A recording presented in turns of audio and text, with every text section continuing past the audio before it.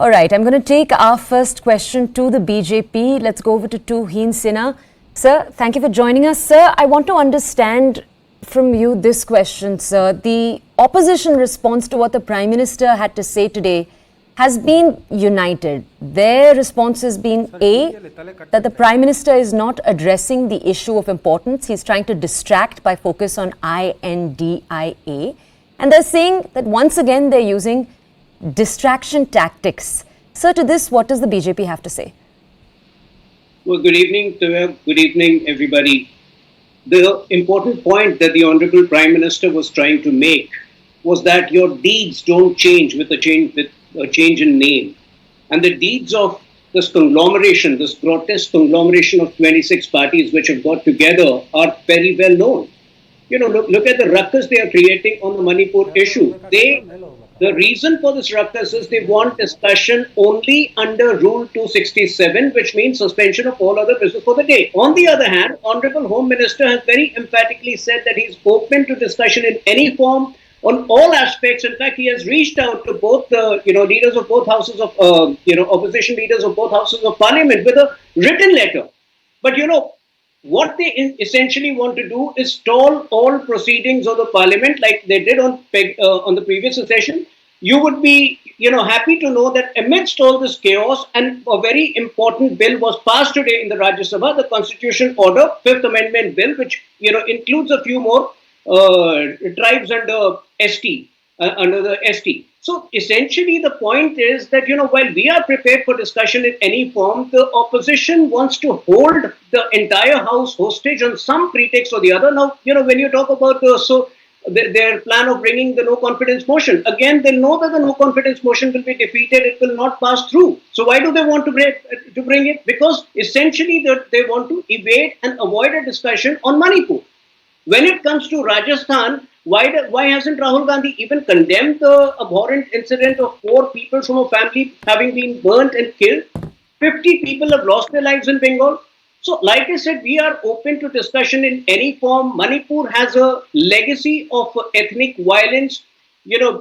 I don't want to get into that, but there are multiple aspects involved, and we are happy to discuss all of them. Okay, Mr. Sinha, I'm going to just ask you one more question, and then I'm going to go over to the rest of our guests, because I want to come to you once again with something that a number of Congress leaders have said. A, that by bringing up other states, those that are ruled by opposition leaders, this is a distraction tactic. So to that, what does the BJP have to say?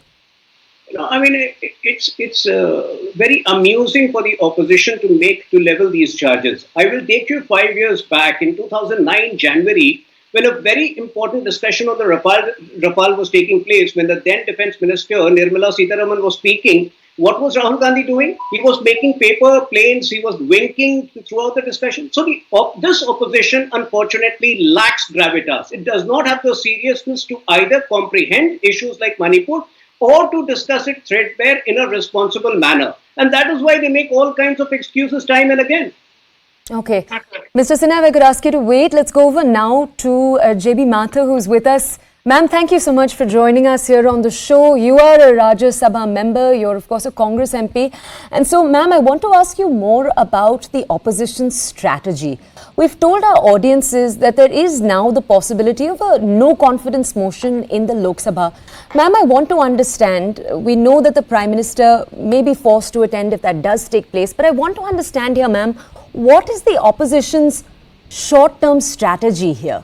The Parliament has a number of days left. What's the strategy for the rest of the days? Is the hope that they're going to continue to keep stuck on the Manipur issue, to continue to focus on it? What happens when other opposition parties want to raise different issues? There are ordinary situations and there can be extraordinary situations. Correct. There is not an iota of doubt in anybody's mind that Manipur issue is an extraordinary situation. When there is extraordinary situation, that requires extraordinary measures. That is why opposition has been, 26 parties has been saying in one voice that we want the Prime Minister to make the statement in the Lok Sabha and Rajya Sabha and followed by a detailed discussion. And secondly, what we are witnessing in Manipur is the direct result of a directionless double-engine sarkar in Manipur and also at the center. They still have no clue, absolutely no clue about how to contain the violence. Who is not being attacked in Manipur? Whether it's young, old, women, children, army, ministers, every single person is being attacked in Manipur. And still the chief minister, neither the chief minister of Manipur, neither the union government, they have no clue how to contain it. When that is the situation, what is the remedy? What is the remedy? What is the solution? The solution opposition is asking is, we should have a detailed deliberation and discussion, and Prime Minister is answerable to the country. He has all the time to go to Australia, to go to US Congress, to go to France. But why is the Prime Minister of our country running away from Parliament? He should come and take the members of the Parliament into confidence. He should take the Indian citizens into confidence. He should be the one who should be telling what is the strategy. But very, very unfortunately, Prime Minister is maintaining a deafening silence, and we want to make it clear that opposition is moving in a very focused manner. Taking today's example, 50 of them MPs gave 267 notice in Rajya Sabha seeking for discussion on Manipur. But whereas what happened? There was absolutely no discussion about Manipur. Instead, they started taking all other issues. So who is condemning? Who is not taking Manipur not seriously? Opposition is taking it very seriously, but the ruling dispensation wants to run away from it. As far as opposition is concerned, we have clear strategy. We have been raising it both inside and outside Parliament. Our MP who is suspended is continuing to sit in protest outside the Parliament in front of Gandhi statue, and we all together sitting with him. India Alliance is a very strong and bold voice, and that is why it scares, it is bringing jitters and shivers to the Prime Minister of the country. That is why instead of coming to the Parliament and answering on Manipur, he is trying to make stories about Indian Alliance. JB, I'm going to ask you to wait with us because I want to now speak to another Alliance member just to understand more perspective when it comes to the INDIA. We have with us Siddharth Sharma from the Aam Aadmi Party. Sir, thank you for joining us this evening.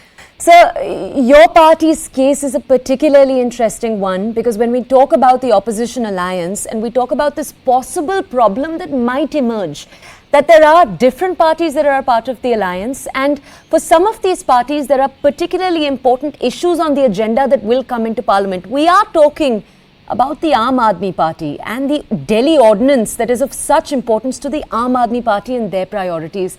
So I just want to understand, what is the Aam Aadmi Party's plan? We know that Manipur is of utmost importance for all the parties that are involved in the INDIA. But when this issue is going to be discussed, what is the Aam Aadmi Party's plan?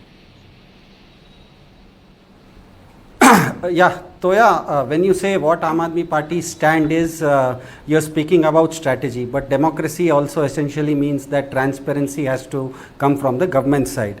Now, most of India is, as we all know, we are all cricket fans. In cricket, you cannot have a captain who is not ready to come out for a toss, a captain who says that I won't play cricket, I won't play a match, but I will come at the last of the match to lift the cup. That is not how cricket happens. We need a Dhoni who in the finals of the World Cup promotes himself and bats when the going gets tough.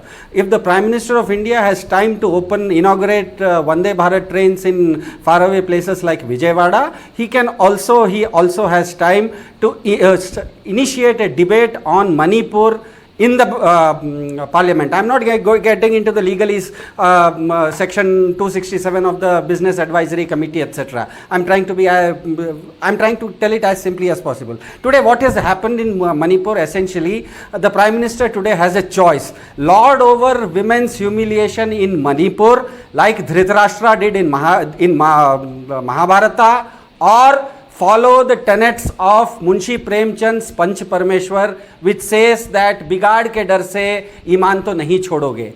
I think that is the call the Prime Minister of India has to take. Manipur is part of India. Today, the happenings in Manipur, the way women have been disrobed, has become a talk of the global media as well as global governments. United Kingdom Parliament discusses about it, France discusses about it, United States of America discusses about it. We don't want this ignominy. I think the Prime Minister should avoid this ignominy, avoid history calling him as a Dhritarashtra, under whose chairmanship or under whose lauding women were humiliated and disrobed, and rather show the statesmanship that he claims himself to be. India wants to become a Vishwaguru, then you have to act like a Vishwaguru. And I think that is the crux of the matter. Manipur has to be discussed in the Parliament of India, not because Manipur is BJP ruled, not because India is being ruled by BJP, not because of any other reason, but because of the simple reason that women have been humiliated publicly, disrobed publicly, and in this nation, Mahabharata is a shining example or an ignominious example where these things are absolutely not acceptable. The people in high offices, be it Bhishma or Drona or even Dhritarashtra, cannot lord over women being humiliated in their kingdoms. That is not how India operates. Mr. Sharma? I think the Prime Minister will Can I make just ask a you to wise wait?